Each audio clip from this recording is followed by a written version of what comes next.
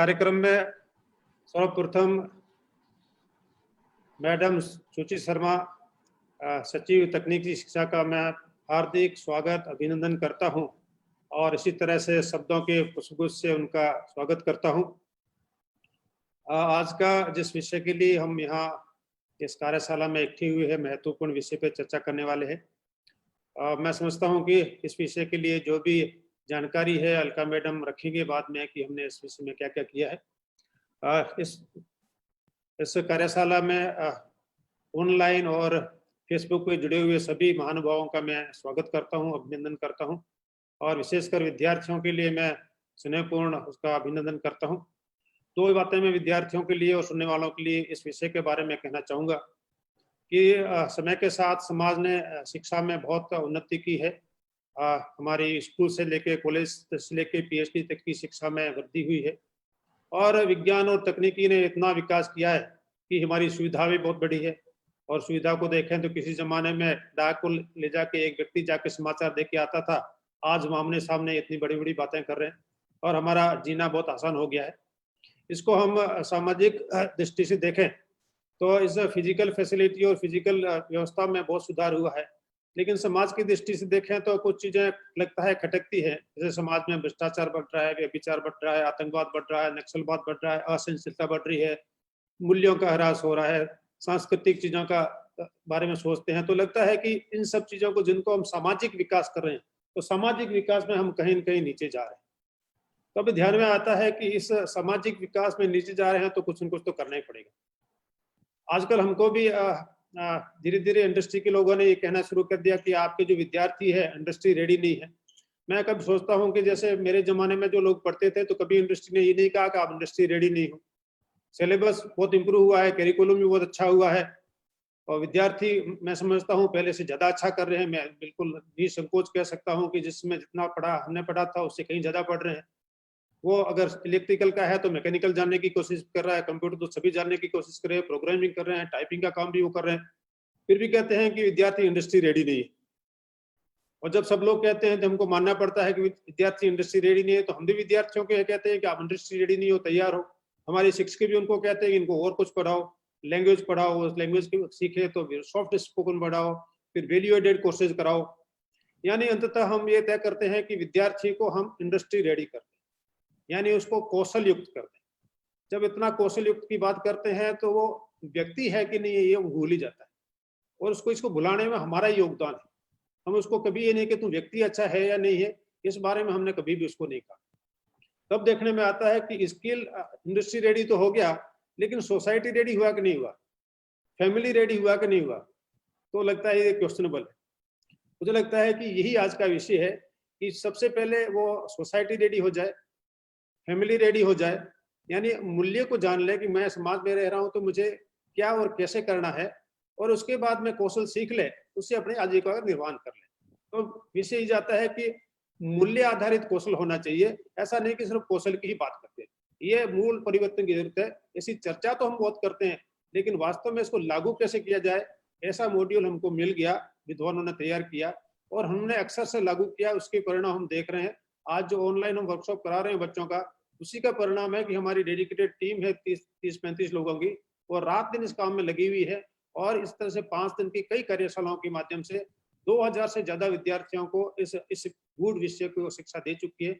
विद्यार्थी नहीं, उनके परिवारजन जो उनके साथ रह रहे हैं उनको भी ये बात एहसास हुई कि जीवन में क्या जरूरी है और उसको कैसे करना है, इस बात की समझ आ पा रही है। मैं विद्यार्थियों से अगर इतना कहना चाहूँ कि सबसे पहला जो बात है, सभी लोग जानते हैं कि हम जीवन में चाहते क्या है। हम दो ही चीजें चाहते हैं, सुख और सुविधा। किसी से पूछ ले हम सुख और सुविधाएं चाहते हैं, इसके अलावा कोई तीसरी चीज की कल्पना नहीं होती। लेकिन इसको हासिल कैसे करें, इसके बारे में जरूर क्वेश्चन होता है। इसलिए सबसे पहले हमको ध्यान में आता है कि अगर हम सुविधा की बात करें, संपन्नता की बात करें, तो हमारी आवश्यकता कितनी, इसका निर्धारण कर लें। मुझे लगता है कि आज का विद्यार्थी इस बात को निर्धारित नहीं कर पाता उसकी आवश्यकता क्या है। जब आवश्यकताओं के बारे में सोचता है तो हमेशा दूसरे को देखता है कि मेरा दोस्त ऐसा बन गया इसलिए मैं भी ऐसा बन जाऊं। तो न तो अपनी आवश्यकताओं की तरफ देखता है, न अपने स्किल की तरफ देखता है। तो स्वयं में निर्णय नहीं कर पाता कि मेरी आवश्यकता क्या है और मेरी स्किल क्या है। अगर ये भान आ जाए कि मेरी इतनी आवश्यकता है, इतना और स्किल है, इन दोनों में मैच करा ले और इन दोनों को श्रम पूर्वक दाएं बाएं होकर नहीं, किसी और कपट छल से नहीं, श्रम पूर्वक या उत्पादन करके करने का उसमें भाव उत्पन्न हो जाए तो वो समृद्ध हो सकता है। और मैं समृद्धि की परिभाषा को थोड़ा और आगे करूं तो अगर इतना होने के बाद उसको लगे कि मेरे को तो जैसा मैंने सोचा था उससे थोड़ा ज्यादा आ गया है, और जो ज्यादा आ गया मैं दूसरे लोगों के साथ शेयर कर सकता हूँ, उनके साथ मैं बांट सकता हूँ, अगर ये भाव है तो व्यक्ति संपन्न है। अगर वो संपन्न है तो वो सुख की कल्पना के साथ जी सकता है। तो मुझे लगता है कि इतनी सी बच्चे सीख लें, ये पहली रिक्वायरमेंट है। जब दूसरा यहाँ से हट के आगे जाते हैं तो हम परिवार में देखते हैं जिसके साथ हमको रहना होता है, तो परिवार के साथ रहने के लिए जो रिक्वायरमेंट है कि संबंध पूर्वक रहना चाहते हैं। किसी व्यक्ति को पूछ लें कि आप झगड़े से रहना चाहते हो कि संबंध से, हर एक तरह का संबंध से रहना चाहता, लेकिन संबंध पूर्वक रहा कैसे जाए इसकी समझ नहीं होने से रहना तो समझ से चाहते हैं लेकिन झगड़ा होता रहता है। तो संबंध पूर्वक परिवार में रहने के कुछ नियम है। तो सबसे पहला नियम है कि आपसी विश्वास।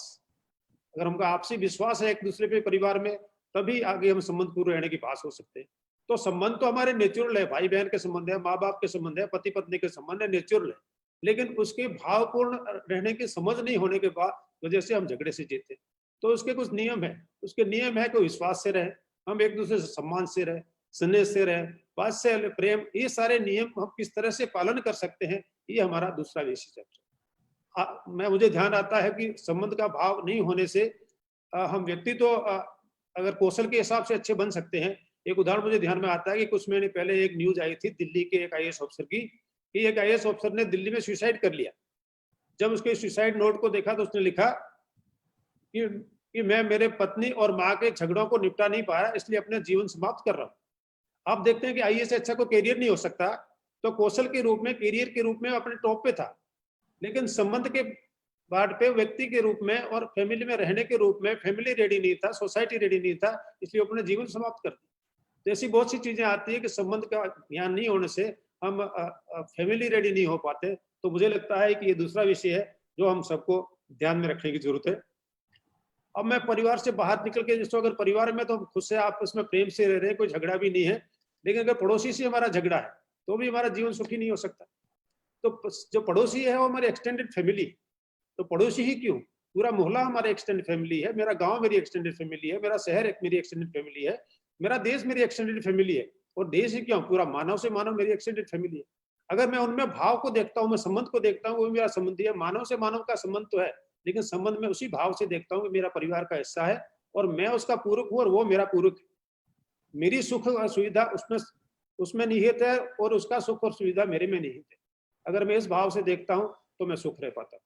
और इसी भाव से, जिसको हम हमेशा किताबों में तो पढ़ते हैं कि वसुधैव कुटुंबकम, यानी पूरी वसुधा पृथ्वी पे रहने वाले सभी लोग हमारे अपने कुटुंब के हैं।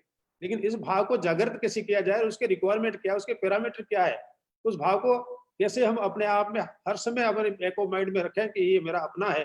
अगर ये भाव से हम जी पाते हैं तो ये तीसरा जो चैप्टर के बारे में बताते हैं। हम कहते हैं एक दूसरे के सुख की कामना करते हैं, सर्वे भवन्तु सुखिनः, सुनते हैं, लेकिन उसको कर कैसे सकते हैं, यही विषय है। इस पाठ्यक्रम की यही विशेषता है, इस कार्यशाला की यही विशेषता है कि जो बात हम कहते आ रहे हैं वर्षों से, उसको किया कैसे जा सकता है। और अंत में जो चौथी बात कहती है कि हम खुद स्वयं में समझदार है, परिवार में सुख से रह रहे हैं, हम पड़ोसियों से और मानव से भी सुख से रह पा रहे हैं, लेकिन प्रकृति के साथ क्या हो।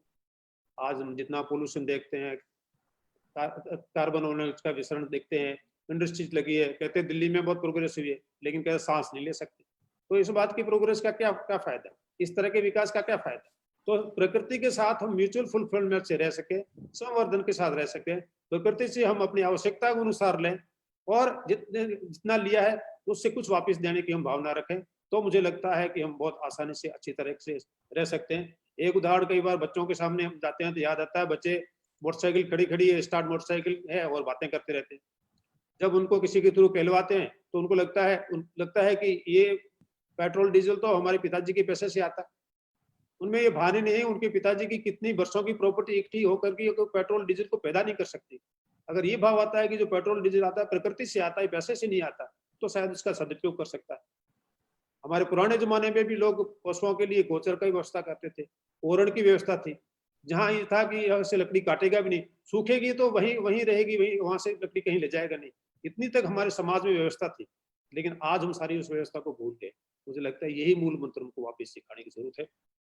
अंत में मेरे साथ एक संबंध का जो एग्जाम्पल मैं अक्सर कई जगह रखा है, आज जो नए विद्यार्थी उनके सामने रखना चाहता हूँ कि संबंध का भाव क्या है और कैसे हो सकता है। मेरे खुद के साथ जो घटना घटी थी उसके बारे में बताना चाहता हूँ। उसमें पहले की बात है, जब रेलवे का रिजर्वेशन ऑनलाइन सिस्टम से नहीं था, आपको रिटर्न रिजर्वेशन है तो पहले आने जाने दोनों को टिकट करवाने होते थे, रिटर्न रिजर्वेशन कंफर्म होता था और उसके बाद यात्रा होती थी। तो मुझे कोटा से जयपुर जाना था, जयपुर से वापस आना था। मैं ट्रेन से जयपुर चला गया, वहाँ 2 दिन काम था, मेरी बेटी रहती थी, उसके पास गया और वापस 2 दिन बाद जब मैं वापस चलने लगा तो एज यूजुअल देखते हैं, जेब में देखते हैं टिकट कहाँ है, सूटकेस में देखते हैं टिकट कहाँ है, तो पता लगा कि मेरा टिकट तो मुझे मिल ही नहीं रहा। ध्यान में आया कि टिकट तो वापस कोटा में घर ही भूल गए। मैंने अपने मेरे स्टूडेंट था रेलवे में, उसे फोन किया कि भाई तुम्हारा मेरा टिकट था, इस तरह से वहाँ रह गया, क्या करें। उसने कहा सर आप समझ लें कि टिकट आपका खो गया है और अगर PNR नंबर घर से पता कर दो तो आसान हो जाएगा। मैंने कहा भी पता कर लेता हूँ। बोला ऐसा करके आप फला फला विंडो पे जाना और आपको टिकट मिल जाए। मैं वहाँ पे गया, एक सरदार जी बैठे थे, उन्होंने फटाफट मेरी PNR से उन्होंने देखा, मेरा नाम पढ़ा, बेटी का नाम पढ़ा, HD चारण, राजश्री चारण। उन्होंने कहा ठीक है, ओके है, अंदर साहब से इसको एप्लीकेशन दे के मार्क करा के लाओ और मैं आपको टिकट दे देता हूँ। मैं अंदर गया, एप्लीकेशन में मार्क करा के वापस आया। सरदार जी ने फिर वो वापस कंप्यूटर खोला और टिकट को प्रिंट के लिए एंटर करने ही वाले थे कि उन्होंने पूछे कि आपका आई कार्ड। मुझे फिर जब जेब की तरफ देखा, आई कार्ड तो लाया, आई कार्ड के बिना तो नहीं दे सकते। मैंने कहा मेरा विजिटिंग कार्ड है। बोले विजिटिंग कार्ड तो आपका कोई भी लेके आ सकता है। फिर थोड़ी देर रुका, फिर बोला आपकी बेटी का आई कार्ड, पूछा राजश्री आई कार्ड, बोले वो तो मैं हॉस्टल में छोड़ के आ गई। मैंने कहा आई कार्ड तो हमारे पास नहीं है, दोनों के पास नहीं है, तो आप देख लीजिए, आपको इतना तो इंश्योर हो गया कि गलत तो नहीं है। उन्होंने आधा मिनट कुछ सोचा और फट से एंटर दिया, टिकट निकाला और मुझे दे दिया। अब इसके बाद जो बोला वो महत्वपूर्ण था। मैंने कहा बहुत बहुत धन्यवाद। उन्होंने कहा धन्यवाद की कोई बात नहीं, मैंने आपका काम कर दिया, आप किसी और का कर देना, कोई मेरा कर देगा। ऐसे तो समाज चलता है। मेरे दिमाग में ये वाक्य हमेशा रखता है कि इस संसार ऐसे ही चलता है कि आप किसी का काम कर रहे, कोई किसी और का कर देगा, कोई आपका कर देगा। यही जो पूरकता का भाव है वो इस पूरे सेमिनार का, इस पूरी वर्कशॉप का मूल मंत्र है। और अंत में मैं सूची मैम को विशेष रूप से अभिनंदन करता हूं कि मेरे जीवन में जितने मैंने अवसर देखे हैं उनमें इस पर्टिकुलर भाव को कि हमारे शिक्षा का जो विषय है मूल रूप से कि वो समाज को बच्चा कैसे समर्पित हो सकता है, समाज उसके मन में सबसे सर्वोपरि रहे, ये भाव कैसे आ सकता है। और इनकी मैं काम को देख रहा हूँ, मैं उससे जुड़ा हुआ, और इसी भाव को, जिस भाव को हम कहते हैं कि दूसरे को पूर्वकता से जिए और पूर्वकता में सुख और समृद्धि से जिए, और सुख और समृद्धि की जो पीक वैल्यू है जिसको हम कहते हैं आनंदम, वो आनंदम की कल्पना को लेके आए हैं। और मैं समझता हूँ कि इतना डिटर्मिनेट है कि निश्चित रूप से लागू होने वाला है। मैं बहुत यूनिवर्सिटीज का मंथन भी देख रहा हूँ। आज ही एक ने कहा कि हम मंथन करके लागू करने वाले हैं, हमने लागू कर दिया है, इस बात की उनको पहले ही जानकारी है। और मैं समझता हूँ कि जो बीड़ा उन्होंने उठाया है निश्चित रूप से उनको जो आत्मिक सुख देने वाला है, प्लेजर देने वाला है, उसकी कल्पना सिर्फ वही कर सकता है जिसने इसके साथ जिया है। अंत में मैं इनका बहुत बहुत आभार करता हूँ, सादर प्रणाम करता हूँ। धन्यवाद। धन्यवाद सर, आपने बहुत ही संक्षिप्त शब्दों में मानव मूल्यों को आम शब्दों के साथ हम तक पहुंचाया। एक बार पुनः आभार सर।